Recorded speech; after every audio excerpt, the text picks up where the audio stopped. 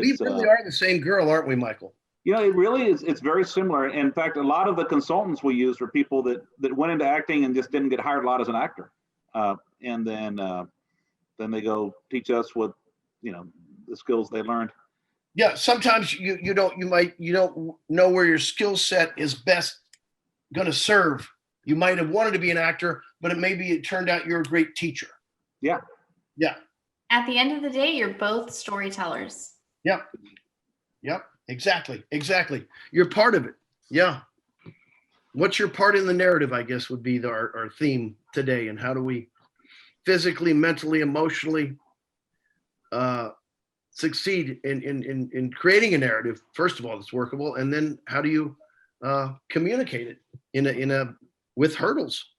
But I always think this: there's always an answer. The joy is in finding it.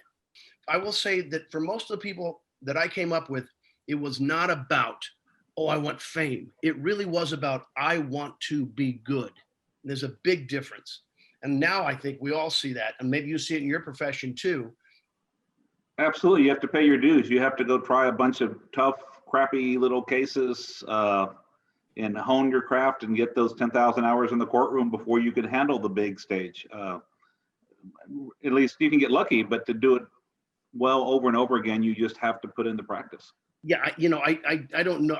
People say luck. I don't see it. But of course, they say luck is when preparation and opportunity collide. But yeah, it's about hard work, really, isn't it? It's about hard work. It's about working hard and being there to take the opportunities, because there is. Yeah. I think there's some luck involved, because you need to be. But if you're not out there, if you're not putting in the work, if you're not prepared to run with it when you get it, then it doesn't matter. But also, like you said, take the opportunity. So I have friends in show business that are very talented that you don't know. They haven't taken the opportunity, or they just, I hate to say, they don't show up on the day, or right. they don't demand of themselves to push through that one hard moment or that next step. That a lot of times they might not even see it. It's almost like you're in the room, all the doors are open, and they keep going to the door that's locked. And so you're like, no, it's right there. It's like, well, I'm not ready for that door yet. Like, okay. And that is a mental game. I mean, it happens in every profession, but certainly in yours too. If you're not ready, if you're never ready up here, then you're not ready. It's not going to happen. One thing, I know that when you act, you rehearse a lot. When you do stand-up, you do the same jokes over and over again. But then to be good, to be effective, to transfer energy and emotion to your audience, you have to be in the moment as if you're living it for the first time. How do you do that? How do you get in that zone, in that moment, with something you've rehearsed so many times before? I think that's the point, is rehearse. Because if you're rehearsed, now you're fully present and available, because you're not searching. You're here, you're present. Because if I know my lines, I have the potential for more discovery. If I don't quite know my lines, then my discovery is hoping I remember my lines. So it's not going to be quite as good. But if I'm locked down rehearsal-wise, then I'm open to true discovery now that I might not have known before, and it comes to you. Because what you're supposed to do as an actor is listen. Now, oftentimes actors are like, your lips stop moving. It must be my turn to talk. So we're not really living in the moment. So if we can get to that place when we're actually present, and then the camera can capture that, right?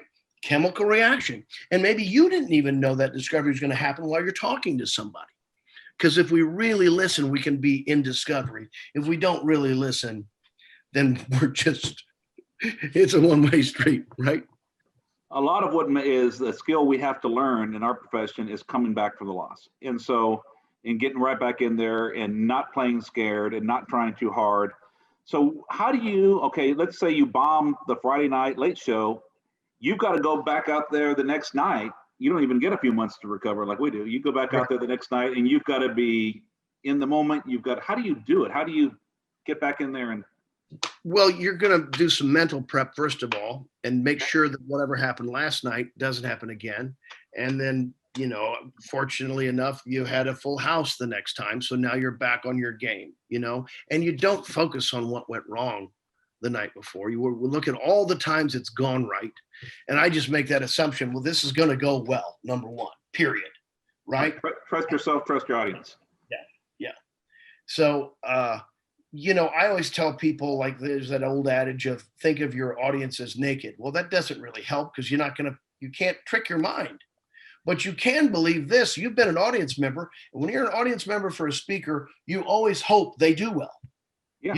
You don't go into, you're not an audience member hoping you come to see something bad. So they're already on your side. It's a bit different fractionally as a lawyer, but certainly the jury hopes you're competent. Yeah. And they want to do what's right. If you believe that what your side is right, I mean, most people go in there not with a preset agenda of saying we want to do something unjust, right? Because we have some bias or prejudice. Most people aren't like that, and so just like you have some jerks that go to a comedy show because they want to heckle the comedian. Yes. But most people go there because they want to be entertained. I mean,